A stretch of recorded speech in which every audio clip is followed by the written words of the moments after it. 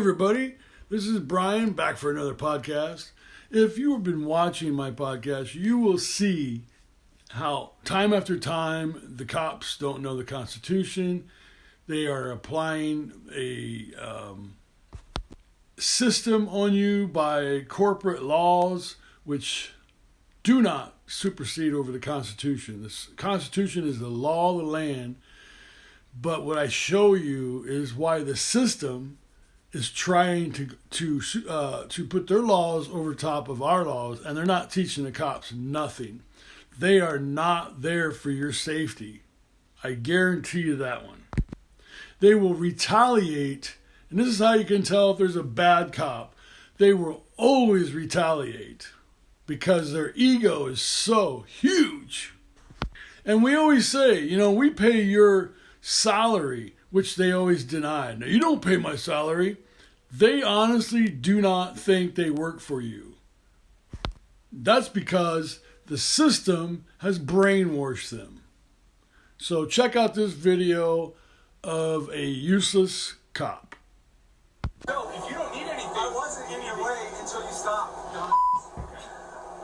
Our investigation found that the Phoenix Police Department violates the rights of people engaged in protected speech, including retaliating against people who criticize the department. You remember this video I did in June of 2023. It was called, "Is There a Right to Call a Cop a Dumbass?" That video showed Phoenix Police Department officers slamming a man into a police cruiser and arresting him just seconds after he insulted a police officer. What was it exactly I did? I already told you, you're obstructing police operation.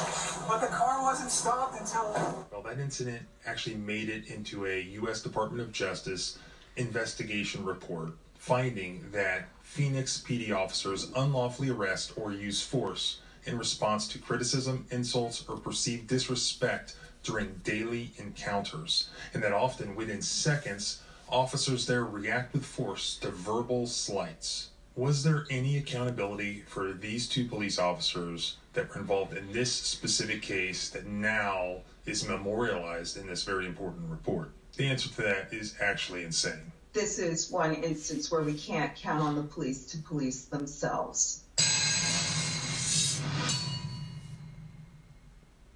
Our findings today reveal very significant and severe violations of federal law and the Constitution.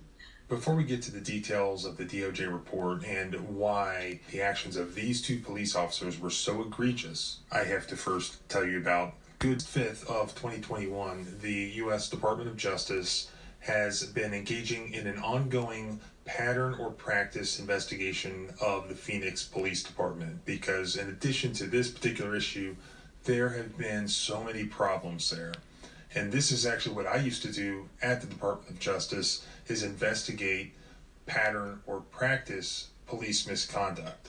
And when you do that, you have to be able to point to all these different events, all these different instances where this police department had violated somebody's civil rights. One of the major findings that they made when the report was released a couple of months ago is that the Phoenix Police Department retaliates for speech protected by the First Amendment just in general, but also they can't help themselves just during daily encounters. And that's unconstitutional.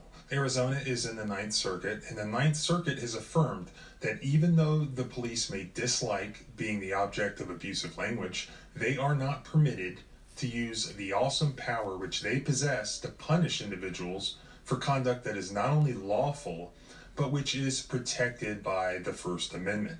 That's from Johnson versus Bay Area Rapid Transit District from 2013.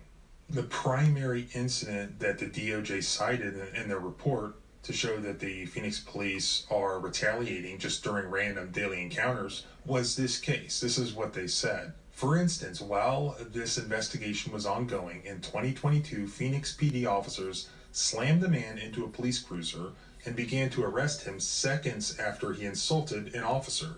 The man confronted the officer to point out that police were not helping unhoused people across the street.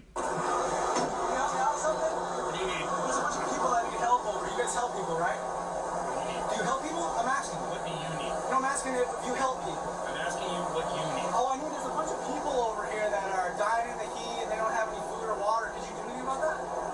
As the man complained, the officer told him that by arguing, he was, quote, obstructing police operations. Oh, there is. But you guys just hang out in parking lots. But I thought you guys help people. You need something? I thought you guys were the ones that help people. I know, I need your attention. Okay. Yeah, So you're obstructing police operations, yes. Oh, So you I need to am? get out of the way of my vehicle. Well, you're not even in it. I was knocking on your window to get your attention. Yeah. Get in my way. It's called obstructing police operations. Oh, yeah? I'm going to a call right now. The man laughed and called the officer a dumbass. Immediately, the officer grabbed the man's arm and slammed him into the police cruiser in order to arrest him. So if you don't need anything, I wasn't in your way until you stopped, dumbass. Okay.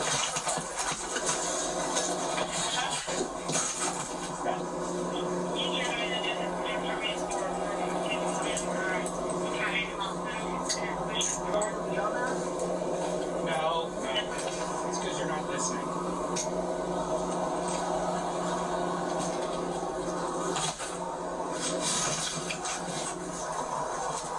Nice car.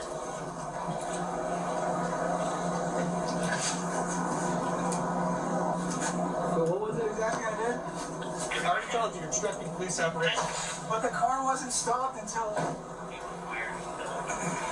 When we spoke to the man, he told us that he had multiple cuts and bruises from the encounter and continues to experience nerve damage from his injuries over a year later. He explained that he sometimes changes his route to avoid passing a police station. I'm moving around the city much differently, he said. As I understand it, the way this first came about is because there's this huge homeless problem in Phoenix, which the DOJ report also acknowledges and discusses all of the constitutional violations that the PPD engages in against the homeless population there. Back to this incident, this individual who, by the way, his name is Kenneth Ronald McDonald. He sees this police car just parked there, and the guy's being a typical government employee, right? He's sitting there in his car doing God knows what. He knocks on the car door, and he begins to express his First Amendment free speech. If you have nothing else to do, basically, why don't you go help the local homeless people down the street? This is where the retaliation comes in. That was, I believe, Brian Alvarado. He then radios his buddy, Christopher Turiano. Also, apparently, he has nothing else better to do. He drives over to the spot specifically just to mess with Kenneth Ronald McDonald. And that's where our body cam picks up. So you can see that it was an absolute lie by Officer Turiano that Kenneth Ronald McDonald was obstructing his police activities in any way. Yeah, see, when you came up to my car, okay, one, you're posing a hazard to me driving because I might hit you. Number two, you stopped me in the middle of my work. Okay? You see how that works? Turiano drove over there just to park in front of Kenneth Ronald McDonald and to mess with him. And we can also see that right before the arrest took place, Kenneth Ronald McDonald was actually in the process of turning away and was not trying to obstruct this officer in any way. Now, part of the retaliation here that I don't think I even got into in the last video was that even though it was against PPD policies to forcibly take suspects' fingerprints, they did that in a violent way to Kenneth Ronald McDonald, just sort of in retaliation, even though it was against their policy, just completely ignored their own rules. Turn away from me. What? Turn away from me. Why? I'm gonna take your fingerprint. I'm not going to give you my fingerprints, man. It's not up to you. I know, but I'm just not going to. Well, it's not up to you. Okay, I know. All right, we'll pull you out and we'll force you then. I mean, I'll get out. Okay, we're gonna force you. I mean, okay, force me out. I was trying to be nice. McDonald was initially charged with aggravated assault, criminal trespassing, and obstructing government operations. I believe the felony aggravated assault was for allegedly assaulting Officer Christopher Turiano here, who is seen in the body cam footage literally doing the opposite, assaulting Mr. McDonald to try to forcibly take his fingerprints that he's not allowed, according to their own policy, to take. Then the prosecutors, who are at the root of the problem here, because they've allowed this situation to fester and they support the situation, prosecutors moved forward on the aggravated assault charge. Did they even watch any of this body cam footage? Do they even care about the Constitution whatsoever? Supposedly, the basis for the assault charge by the scumbag prosecutors was Mr. McDonald's finger moving over and touching Turiano's hand on this body cam footage. So, I mean, this is retaliation, or was retaliation, by the prosecutors as well. But it would never get to trial.